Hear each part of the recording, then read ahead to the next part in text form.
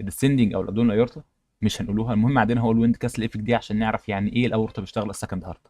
جميل. طيب عشان نقولها هنجيب نولع فيه غابه. احنا عشان نشرح الويند كاسل افكت من قد ما هو مهم هنولع في غابه. تخيل تخيل بقى يعني. طيب الاول لا قدر الله لقينا ان في غابه بتولع، عندنا حلول كتير عشان نحاول نطفي الغابه دي. هنطفي الغابه ازاي؟ يا اما في بعض الاحيان بعض الناس اللي عندهم حقول مثلا، ربنا يعافينا ويعافي الجميع، لو اكتشفوا ان في حريقه مش قادرين يسيطروا عليها يروحوا محوطين من حوالين الحريقه دي، بيجزوا العشب اللي موجود علشان يشيلوا السبستريت بتاع الفاير، عشان ما يسمحش للنار ان هي تلاقي اي حاجه تاكلها، وبالتالي خلاص هتضيع اوت لوحدها كده يعني، هتاكل نفسها وتموت على راي كلام الناس. فدي اول خطوه، ان انت ممكن تحوط حوالين الغابه علشان تطفيها. طيب تاني خطوه، انت ما عرفتش تحوط على حوالين الغابه، والله لو الدنيا شتت يبقى كويس الحمد لله. طيب الدنيا ما شتتش يبقى انت هتضطر اسف ان انت تبذل مجهود اكبر من كده وتطفي الميه الحريقه بتاعت الغابه. طبعا انت مش هتطفيها بايه؟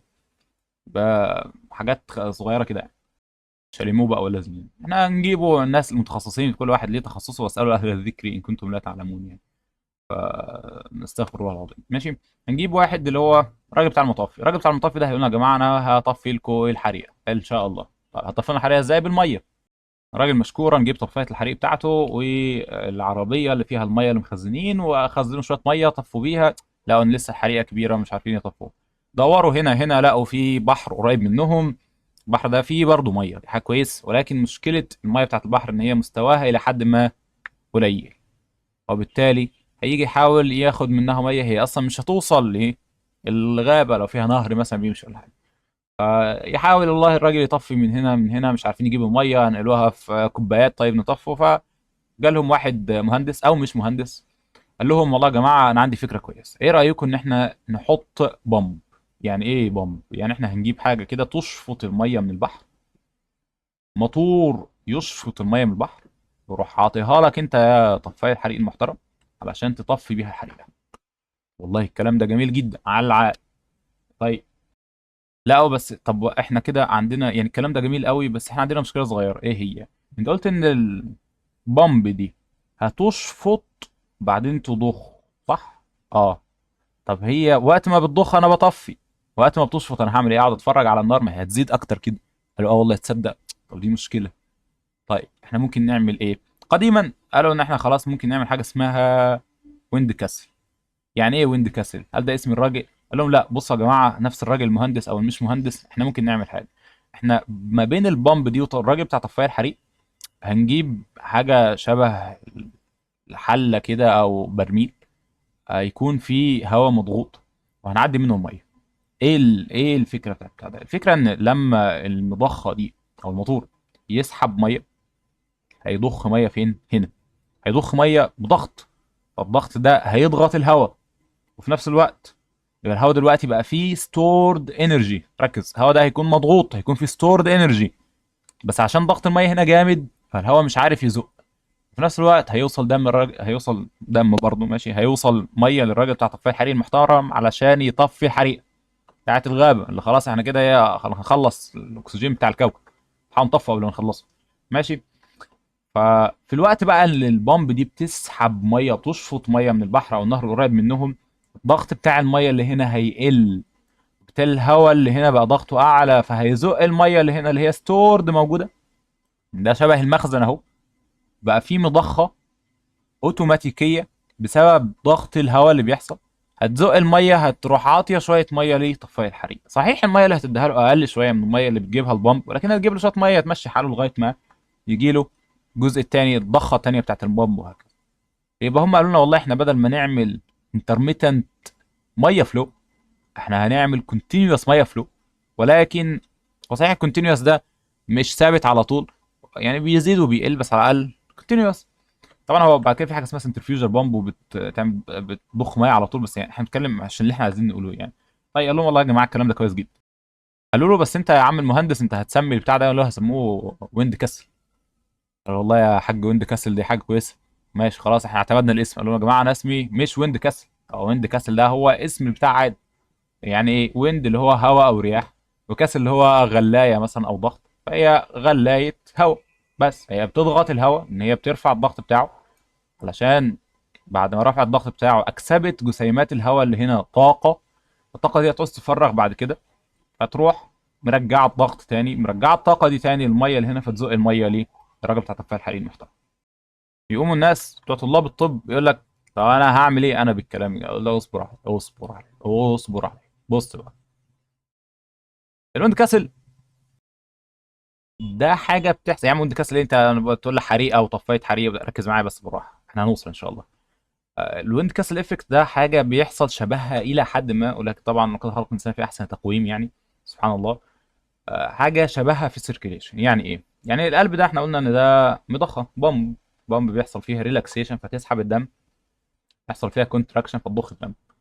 طيب لو انت عندك هنا سيركيليشن، السيركيليشن دي ارتريز بعدها ارتريولز، مثلا ارتريولز ماشي، وبعد كده كابيلرز وبتاع مش عارف ايه. السيركيليشن دي هيجي لها دم امتى؟ وقت الكونتراكشن. طيب يا سيدي الفاضل، وقت الريلاكسيشن انت قاعد بتعمل ايه؟ تقعد كده بقى مفيش حاجه بتحصل. طب ده يعمل ستجنيشن اوف بلاد اصلا، يعني بلاد ستيزس، وبعد كده يعمل كواجيليشن مش عارف ايه بتاع. طب ما دي مشكله، فنعمل ايه؟ احنا كده نفس الفكره، ان كان الراجل حتى لو هو بدأ في الاول هو حط بامب مثلا عشان يسحب الميه، ولكن لا زال مشكله الانترميتنت فلو. فسبحان الله عندنا الاورطه بالذات الاسندج اورطه هايلي ريتش ان الاستين، الاستيك فايبرز كتيره جدا. فده ايه اللي بيحصل فيها؟ شبه اللي بيحصل بالظبط، طبعا مع فرق التشبيه سبحان الله يعني، اللي في المضخه بتاعه الهواء. اللي بيحصل احنا قلنا اللي كان بيحصل في الميه ان المضخه دي بتسحب الميه من هنا، فتروح داخله هنا تضغط الهواء فتكسبه انرجي ستورد جواه، والراجل بيجي له ميه بيضخ الميه دي. لما البامب بتبقى ترجع في الوقت بتاع الريلاكسيشن بتاعها اللي بتشفط فيه الميه مش بتضخه، الهواء ده هيرجع تاني الضغط اللي موجود فيزق الميه. القلب نفس الفكره، القلب بعد ما يضخ الدم الايورتا ده لو هو الاستيك النورمال بتاعه، هو هيكسباند، اكسباند زي ما هو مرسوم كده. بعد ما اكسباند، الاكسبانشن بتاعه ده هيختزن جزء من الطاقة اللي بياخدها بسبب الايجكشن اوف بلاد في الوولز اللي وسعت. في نفس الوقت هيروح شوية دم هيروحوا ليه سيركيليشن. طيب لما القلب يريلاكس بقى ويهدى، ايه اللي بيحصل؟ الالاستيك فايبرز هي الاستيك. يعني ايه الاستيك؟ اخدنا المحاضرة اللي فاتت الاستنس يعني تندنسي تو ريكويل. التندنسي تو ريكويل معناها ان هي تعوز ترجع تاني، لما بترجع تاني بتستهلك الطاقة اللي هي اخدتها دي، تروح عطياها تاني للدم، فالدم يرجع تاني يمشي فورورد بدل ما يمشي باكورد. يعني ايه؟ بدل ما يفضل ثابت كمان مكانه يعني. يعني احنا قلنا ان اول حاجه اللي بتحصل ان الكونتراكشن اوف ذا هارت، الاكسبلانيشن اهو، السيستوليك فيز او الانرجي ستورج او ديورنج سيستولي، الهارت بيكونتراكت، بس مش كل الدم اللي بيطلع من الهارت بيروح جوه السيستمك سيركيليشن. ليه؟ لان قلنا ان الاورطه ده مش انبوبه مفرغه كده، مش انبوبه صلبه قصدي، مش انبوبه صماء بيعدي فيها الدم وخلاص، لا ده حاجه الاستيك سبحان الله. يعني الاسندنج بالذات برضه هذا خلق الله فاروني ماذا خلق الذين من دونه. الاسندنج اورطه الاستيك جدا، فبيستقبل جزء كبير من الدم ده، بيعدي منه دم، ولكن بيعمل ستريتش للاورتيك وولز. الستريتش ده بيخزن جزء من الطاقه، جزء من الطاقه ده اللي بقت متخزنه بقى اسمها بوتنشال انرجي في الدايستريك فيز. ودي بقى الحاجه اللي بيحصل فيها الكونتينوس فلو، بيرجع تاني الاورتيك فالف كده قفل خلاص. قفل ليه؟ لان الضغط بتاع القلب بيقل، دلوقتي متوقع ان خلاص مفيش دم هيمشي. ولكن سبحان الله اللي بيحصل ستريتش الاستيك فايبرز او الاستيك فايبرز في الاورتا دي بتريكويل بسبب الهاي الاستنس بتاعتها. الاستيك ريكويل ده بيشتغل كسكند بومب، كانه سكند هارت زي ما قلنا من شويه كده. السكند بومب او سكند هارت ده بيرجع البوتنشال انرجي تاني، الكينيتيك انرجي موجوده في البلد. لما بيرجعها الانرجي دي بتخلي الدم يرجع تاني يتحرك ناحيه سيركليشن. بدل ما احنا كان عندنا فلو بيحصل في السيستول بس، بقى عندنا فلو بيحصل في السيستول والدايستول. ده اول ايه، اول نقطه. هو كمان بالمره الويند كاسل افكت ده مهم جدا، علشان احنا قلنا ان الكونتراكشن بتاع الهارت بيزود الضغط الموجود جوه الايورتا. ولكن طب ما انت لو الاورتا ده بعد كده ريلاكسد ايه اللي هيحصل؟ ما هو الضغط فيها هيتهبد في الارض، بدل ما انت توصل مثلا لو كان 120 اتهبد يبقى 40 بقى، ما انت معكش بيجي لك دم.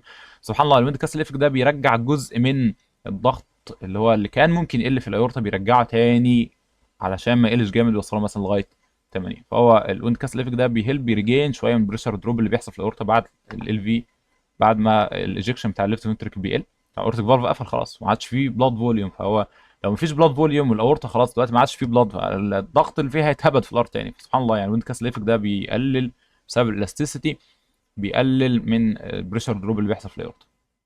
وده برضه بالمناسبه هو اللي بيعمل دايكروتيك نوتش هنتكلم عليها ان شاء الله. ماشي. في كلينيكال ابلكيشن سريع هنا ان الويند كاس اللي قلنا هو المسؤول عن الضغط ما يقلش جامد. يعني احنا الضغط مثلا نورمال 120 80 مثلا كمثال، يعني طبعا 120 70 دلوقتي اصلا، بس وليكن يعني. فالنورمالي لما الناس بتكبر في السن او بقى زي الاثيروسكليروزس والارتيريال ريموديلنج وكده، الويند كاس ليفت ده بيبقى لوست بسبب ان انت خلاص خسرت الاستيسيتي بتاعت السن جيورتا.